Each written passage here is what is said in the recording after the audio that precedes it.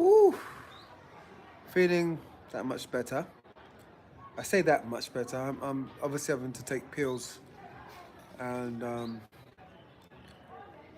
I've got a slight headache. I'm not too sure what that headache is about, but hey, I'm here. That's the most important thing, right? Is that I'm here. I am here. It is me. I am live. So if you see this, it's not AI. It really is me. Um,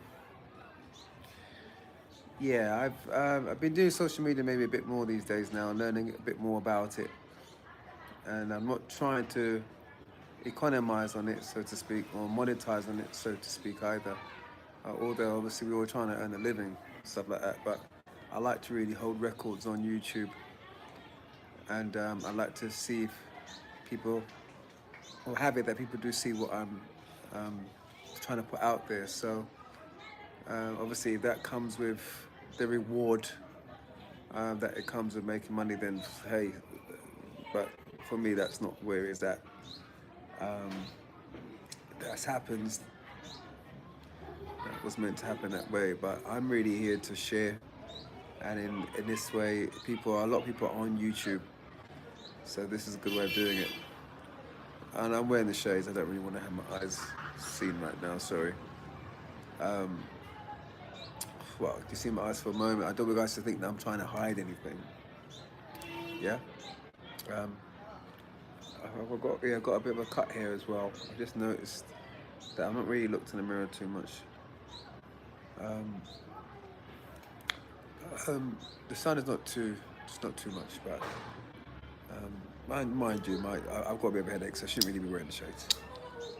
To be fair, so I'll take it off. But yeah, I've titled this as you can see it, just observing who is who, in the bike of recovery. Is that what I said? Can't remember word for word now what I said. But thank you for those that have messaged me. Thank you for those taking the time out to call me. I did make a announcement that I'm not going to some people because I'm trying to recover from an accident, and I was going to talk to a few family members. So I may not be able to speak to everyone that would want to contact me, but it's now gone past that time now. So yeah, people can call and talk to me. But it's when there's times when you can see who's who. Um, when you have a disappointment of some respect, something that you're not happy with while the sun is out. Yeah, something that you're not happy with.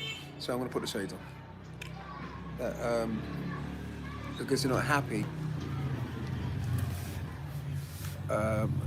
about something, you're looking to see how people respond to you, or how they interact with you, and that's when you see who really is who. Like, who are your friends? Who are your family? Is when something bad happens. So some kind of disappointment, or in my case, I've had an accident, and that's when, I might send a message out to say to guys, yeah, I had an accident, and you have those that will call me straight away, some that will text. It just depends on where they are, and some that will not message at all. And these would be even those that are actually in Gambia, because I'm in Gambia right now, and they have seen my message, but they just not responded. Okay, it's when you go through some kind of human language, some shit's happened to you. That's when you can see who is who. Yeah, who are the ones that are there for you. I've known that for years anyway. I've known it for years. That it was when there was some kind of upset, some kind of distraught, some kind of, that's why I said the word disappointment or disenchantment. That's when you saw who was who. Yeah, and sometimes some people would assume or accuse you of something, and they haven't even got all the facts. That's when it's a good time to listen to people, because then you can see what they really think about you. Because you want to butt in and you think, no, hold on, no, let me hold back. Let me just listen to what they have to say. And they just chat, chat, chat, and they cuss you, disrespect you, tell you about your mum, tell you about your dad, tell you about your children, tell you about your dog, like you name it. They are just all over you. They're just on your case. Everything, you name it, man. They are just on you. And I'm like, I didn't know that. I didn't know that's how you really felt about me. And then I would then say, listen, can we just get on the phone? Because often this happens on text. Nowadays it happens on text, and it's like, please, I beg you, let's just get on the phone. And they don't want to get on the phone. They just want to text you. And then you say, okay, fine. By the way, when you said this is what actually happened. And they're like, oh. I said, I was trying to save you from saying all that or doing all that, but now I know what you really think about me. Now I know what's really going on. I'm better, thank you.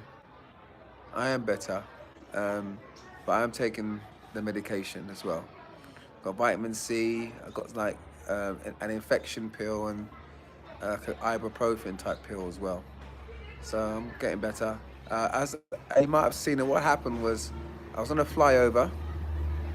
I think I was on the climb. I think maybe now going towards the dip.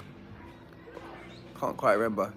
And if anyone that out there that drives, you know how it is. You're on a flyover. You're flying, aren't you? You're just going full speed ahead, 70 kilometers road, and there's a car appears, and I'm thinking this car is moving because I'm on a fast road, right? On a fast road, you drive fast, right? And I realized, hold on a minute, this car is not moving, and I realized it too late. Now I am a driving instructor for many years, so I do drive correctly. But I change lanes, I check my mirrors. Okay, if I've not checked my left door mirror to see if I can go around it, I won't go around. So I braked as much as I could do. With the front brake, really the back brake would be better, but the front brake was one I could get to quickly. And then as much as I could try to brake, doosh, smacked right behind the car. Okay, and I told the person, couldn't really talk. I said, where was the hazard lights? Cut story short, where's hazard lights? Where's the triangle? Yeah, to warn me that you were here. Maybe your car had broken down. Why is it stationary? His thing was, he was saying that he was moving, he was driving. No, he wasn't. He was not moving. I wasn't on a motorbike drunk, okay? I don't know about drink driving on a motorcycle. It was 2:45 in the afternoon. Bit too early for a drink. I'm doing good, thank you. Do very well, bro. Do very well, Jello. Mr. Jello. Yeah, bro. Mo, sorry, man. It's Mo, it's you. I'm doing better, man. Yeah. I'm just sharing a bit here. So, the person saying that he was moving, and that I went on the side of him, and then I toppled over on the other side, on the left side of his car. So I didn't hit him like this. He's saying that I went around him and then hit him. Like, I don't know what I did. I don't know. I have no idea that I smashed on to him head on. Thank you, Mo. So at the police station, imagine I had to go to the police station to make a statement. I'm busted. I'm not. I should be in bed, and then blaming me for it. Yeah, I won't say the police station. They're blaming me for it. And as you might have listened to my other recording, which you still can, I made it very clear. I'm a driving instructor for 25 years. Yeah, I've been driving for 32 years. Okay, and I'm almost 50 this year. So I passed my driving test when I was 17. So I literally been driving for 32 years. But I've been teaching people how to drive since I was for 25 years now. Yeah, since 2001. Okay, so I'm experienced in teaching. Yeah, as well as many other things. So I know what I'm talking about when it comes to rules on the road. And they tried it on me. And the man who I then realized who it was, apparently he was a former police officer. When I said I've been driving instructor for 25 years, he said that he's been driving for 28 years. I said, I've been driving for 32 years, instructing for 25 years. I'm older than you. Okay, what you did there was incorrect. What you did was wrong, and you won't admit it. And the officers took on his side. I said you're just covering up for him, and they were offended by that. I think he might have seen the dog coming up.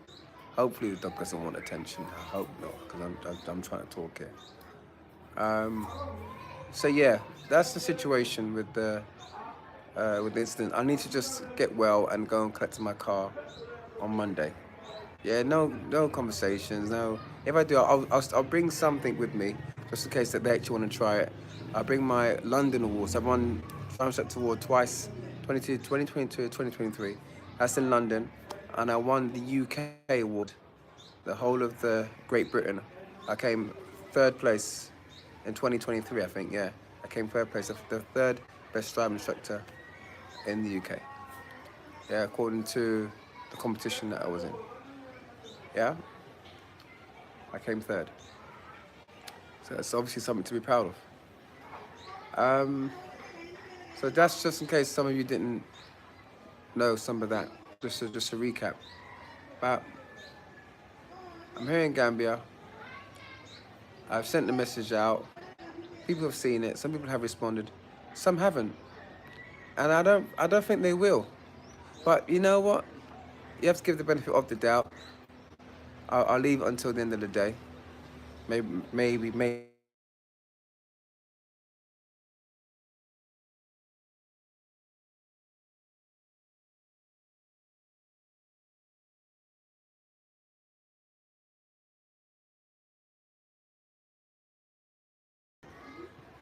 Yeah, I'm not sure what's happened there.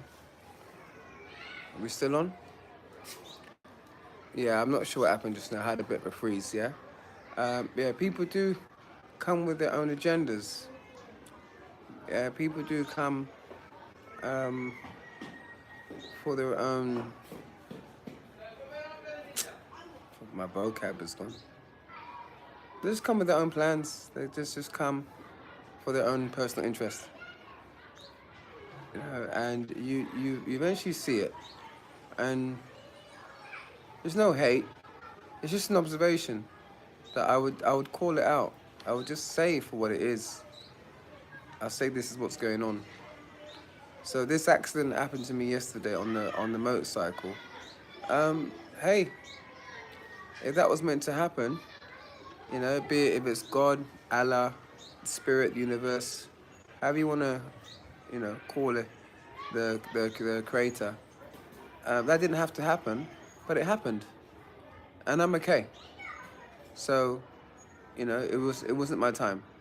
It was my time in terms of having the accident. It wasn't my time to leave, and I made the best decision to hit the car opposed to just changing lanes, not knowing if a car's gonna come behind me or a truck or.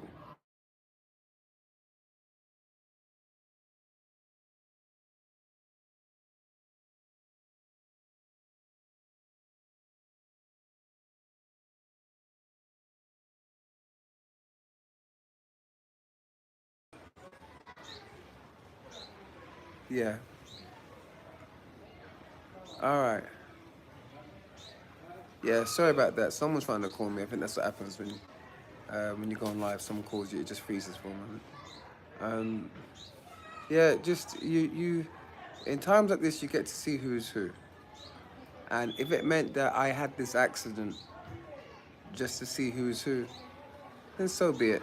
You know, it's painful though. I mean, not just in terms of it's painful. That's it comes to that. I mean, just in terms of the accident itself is, as you could imagine, the bruise. The bruise is horrible. That's painful. And then just to see how people behave, um, you know, how they respond to a situation like this. You know, you just see what's really going on, you know, around you, and sometimes it's that's what it's going to take. It's actually going to take something happening to you, right, for you to see what people think about you. if they have your best interest. If they give you a call to see, look, how you doing? How are you? Let me come down and see how you are. Let me see if I can attend to you. It's when you have some either upset or accident or disappointment. That's when you know who are your people. You know, because unfortunately, you would pour out, you would do well for people, you would do good for people, you would help people, but it's not reciprocated.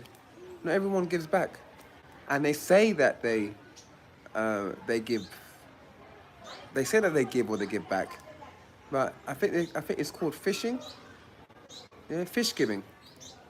Yeah, you know, there's someone told me that. I mean, I use that saying anyway, but someone's used it in another terminology just the other day. It's like, you know, she turned around and she said to me, yeah, Kel, you know, what it is that when you're in this situation here, all it is just fish giving when they want something from you, you know, um, oh no, we're talking about relationships actually, but it's the same scenario, you know, that unfortunately people get married to the wrong person, and unfortunately, you know, if you now marry someone and you've now got to supply for the family, you have to give money to the family. So you're fish giving. You're fish giving. I thought, wow, I didn't know that's what it's called. I said, yeah, that's what it's called. And if you marry into a family, you know, and they're happy for you to marry their daughter whatsoever, because they want you to be fish giving. Okay. Well, I feel like I'm at the police station and they're saying to me that I've hit the concrete, I've damaged concrete, so I've got to give them money. I've got a fish gift to them. That's Gambia. And the thing is that no one's saying it. No one's actually saying what's happening. I drove from UK to Gambia. I literally drove.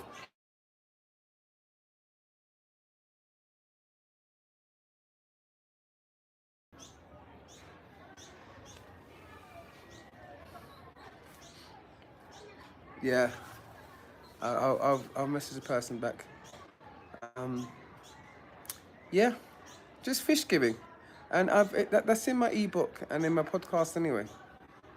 Just fish giving, just literally just fish giving. You know, just money for today or money for tomorrow, not money for the year or 5 years or 10 years to come. It's just money right now, or fish right now. You know, there are a lot of, unfortunately, a lot of people that are fish giving, and I hate to say that, you know, some of the diasporas coming here and they set up shops. They set up their shops, man, setting up shops, and then making a business out of what they're doing, which I don't think is totally bad. It's just when you're maybe overcharging, or you're doing tours, and really, I mean, should encourage people just come back to Africa and help them to settle down, and really give out that message that this is what Marcus Garvey would have wanted us to do. Let's now follow that plan. That's not happening. It's now just go for a tour. Let's just go and walk with lions.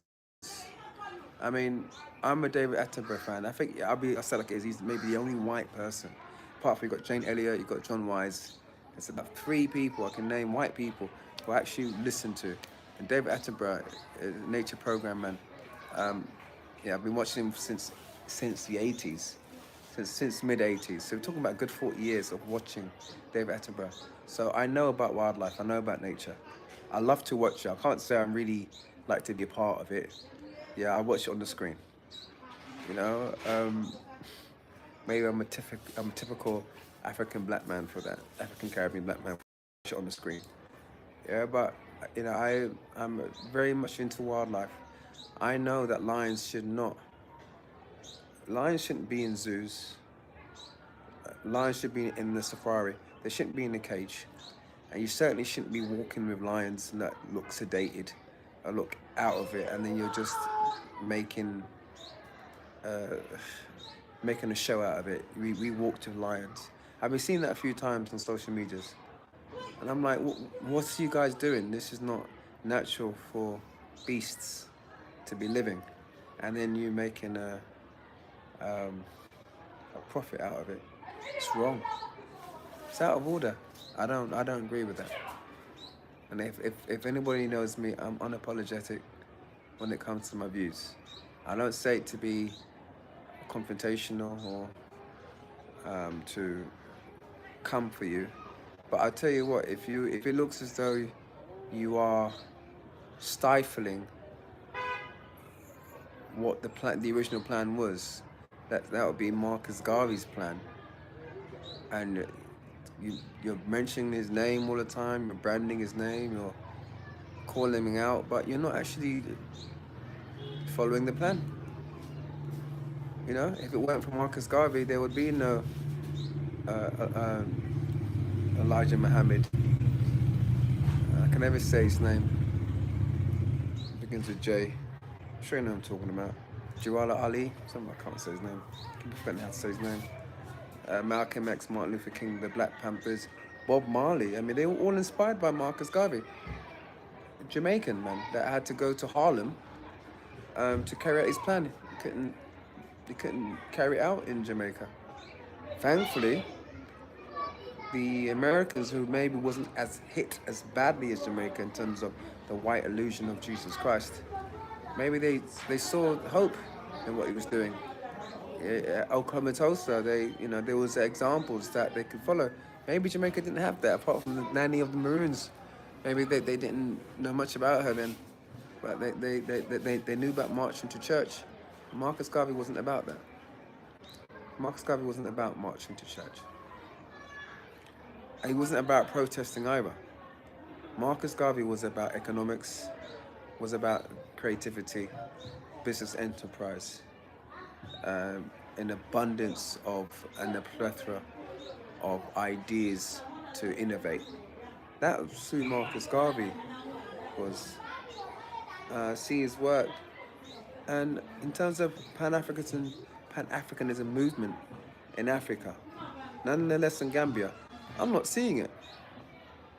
I'll be honest with you, I'm not seeing Pan-Africanism being practiced here. I'm not. I'm seeing people set up their businesses, and some of them doing well. Some of them came here to set up the business and live here. And I think that's great. I don't think that's an issue there. I think, you come and you do what you do what you can. And I think those people, if you led them to a meeting, they will come. If you gave them the plans of what you're doing, you'd come. You know how to network and bring people together, they will come. I do solemnly, but sorry, oh, that hurt. I do believe, I'm not going to mention any shops or any stores or any restaurants. I do believe that if you call upon these people, that they'll be there. You just have to just take people for who they are and know how to bring people together, and they will come. It's just to know how to bring people together. But there are some people that come across as forerunners, and they're just forerunning you into tours, forerunning you into activities, and forerunning you into where they reside, where they're doing their business. That's what I'm seeing. And I say that to say that I'm here in Gambia and don't really hear from people. And they know I'm here. If they hear from me, it's because I've contacted them. They don't contact me. That's what I said, it's not reciprocated. I would do business with them, or I would sow into them, invest into them, but the other way around. No. You just say a Bontu for sport, Sankofa for sport, Sani Banani for sport. In my art, you just know, it's just a knowledge, but there's no movement. There's no movement. There's. You know what? Listen, man. The podcast will be out on Monday now, and as I would say, and the ebook, it gives you my true feelings of things. And listen, man. We live in a capitalist world. So we all have to make money, right? Because it's a capitalist world. But look at Russia and China. They do business through capitalism, but they operate through communism. In Africa, okay, fine. If you have to do the democracy, if you have to do the capitalism, fine. But where's the village concept? Where is the eldership? Where's the council? Where is that culture? Because I believe that you can thrive in any system. In any system, you should be able to survive. Okay? I'm not looking to have this capitalist money of having millions and millions and millions of pounds. Well, what's am I going to do with all that? Yeah, I would just end up just giving it away anyway. But not just as in fishing, net building. I would create empires and I would create businesses and I would help people to start things. Yeah, I'd do loans, I'd do negotiations with people. Some things may be charity. Yeah, but charity doesn't help. I think charity is the worst idea that man ever produced. Is charity. Love should be charity, not just fish giving. Yeah, give people nets. Give people nets. Yeah, give people hope that they can actually feed themselves. Not this, I'm gonna give this to you and I'm just gonna now go home or fly back to where I come from, back to UK, Canada, or America, or France, wherever you come from. Yeah, that's the behavior that we're seeing. Hey man, I hope you're well. Hey guys, that's the behavior that I am seeing when I come here. Is that people just doing for themselves? If I had that money coming in, or when that money comes in, believe me, I'll be doing a lot for myself, but then I'll be inspiring others to do for themselves. And I would not be just giving them, here's some fish, here's some money. No way, I'll never do it. I would never do it. Oh, the sun is off, sun is out. Yeah, I would never do it. I would never just give. Just give for the sake of just giving. No. Give and you need to see the return. You know? I think what comes to me to 2 fish and 5 loaves, is it? 2 fish, 5 loaves. That was of Jesus. All they had was 2 fish and 5 loaves, and he multiplied the fishes and the loaves, and then he gave it out. People were hungry. So whatever you have, the gifts of the talents. So I'm coming from a Christian background. Yeah, I don't do Christianity anymore. I don't do religion, but I do the principles. Yeah, if you have the 1 talent or the 2 or the 5, you should be able to multiply it. Yeah, and then you give it out. Okay. What I'm saying is that you should see each person as a talent and see what they can do to better themselves. Don't just give to them. You know, if someone's hungry, yeah, feed them. After they're hungry, then teach them. Feed them, then teach them. Each one teach one. Okay? The very first brain is not here. It's there. I don't care what religion you serve. If you're hungry, you ain't going to want to be hearing Christianity or Islam or Hinduism or Buddhism. Yeah, you don't want to hear anybody teaching you, trying to preach to you of Hare Krishna or whatever. You want to be fed. You want to get to somebody, the language that you speak to them first is actually, it's their needs. And even the example of Christ, he would preach a sermon, and as soon as he saw a need, he stopped. He stopped what he was doing, and he went and fed people. He went and met the needs of people. Okay, if there's anything that we need to get out from these faith systems, is how each and they said it's been said that each faith system comes in peace. We'll go along with that, right? There'll be a character that gave us a principle, gave us a rule, gave us something that we can learn from, and then go and speak about it, teach it, or do it ourselves, apply it to our lives. I am disappointed to most of you because I'm seeing what's going on here. If I have to, and I won't call it punishment, I just call it experience. Some things I've just had to experience in order to share this with you. Because people just talk, and they just talk about other people's experiences. No, I'm telling you firsthand my experience and coming to the motherland. So when I'm asked, did you feel a sense of holism or spirituality or the chakras? And no, I didn't felt nothing like that. I never felt anything spiritual about coming to Africa. I just saw struggle. I saw poverty. I saw corruption. I saw hunger. I saw despair. It was horrible. It was really horrible on my way to, let's say, the darker side of Africa, and I mean in complexion.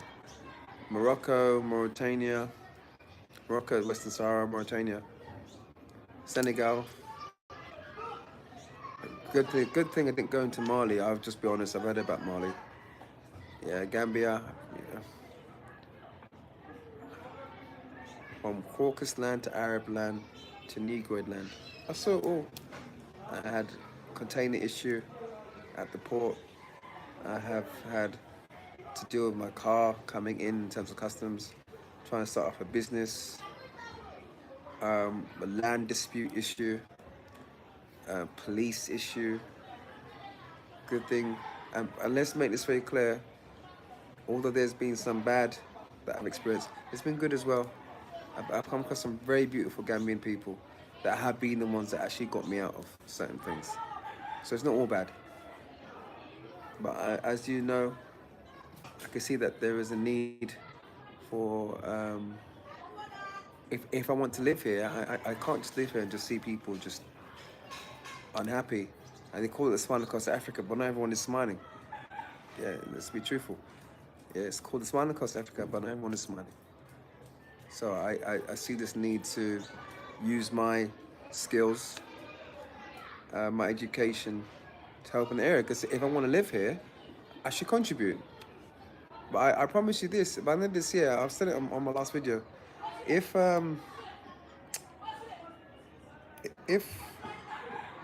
the end of the year, people are not happy after the election, and it always will be the people. We'll never blame on the government. It's always people you allow governments in. If you're not happy at the end of this year, well, one, you are to blame, and two, I'm not going to really stay with a group of people who are not happy. Well, I'm not going to do it. I'll just move on.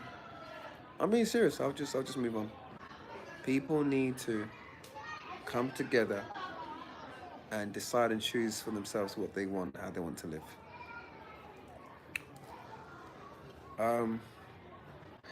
Yeah, it's not a sales pitch. I should have been out. My ebook and podcast should have been out today. It'll be out on Monday. I didn't expect to do it, but this one really is the solution. I'm not just about talking. If anybody sees the way how I move, I'm about doing things and achieving things. Does it always work? No, it doesn't always work. I mean, that's life, isn't it? It's trial and error. And it's a great thing about trial and error is that at some point it works. It's just that unfortunately with some things, you just see everything just falling apart around you, just crumbling and collapsing. If I have to see, as I say, and I'll end with this, I say to my driving students when I was teaching, I'm still a driving instructor, I say, listen guys, make all the mistakes. Make all the mistakes you possibly can. Right? Make every mistake you can in me teaching you how to drive. Let's see all the mistakes. Let's see it happen. You know why? When it comes to the driving test, there's no more mistakes to make. You've seen them all. You've seen all the mistakes and you've learned from them. So I don't have an issue with people making mistakes. When I was teaching, I had no issue making mistakes. Making the same mistake over and over and over again. Yeah, at some point I'd be like, haven't you learned? Come on, man, what's wrong with you? We've been down this road. We've seen this. Yeah, and then go, yeah, you're right. I know how to do this. You just limit your mistakes because you've learned from them. You know? So I as I put it, make all the mistakes. Right? Because I tell you what, when it comes to the real thing, you've seen it all. So there's no more mistakes left to make. You've worn the hat, worn the t-shirt, the polo shirt, you wore the jumper, the hoodie, the puffer jacket. Yeah, the Wellington boots, the earmuffs, the woolly hat. You've seen it all. You've seen all the mistakes. So what more is there left to make? Who's who? In a time of despair, disappointment, poor health, accident, you get to see who is who. You get to see who is family. Who are your true friends? You get to see it. So it's not all bad. It's not all bad, yeah? All right, I'm done. Thank you for watching. And sorry, I've had interruptions on making this live. Hopefully it all came through, yeah? All right, take care for now. Love to you all, wherever you are. Bye-bye.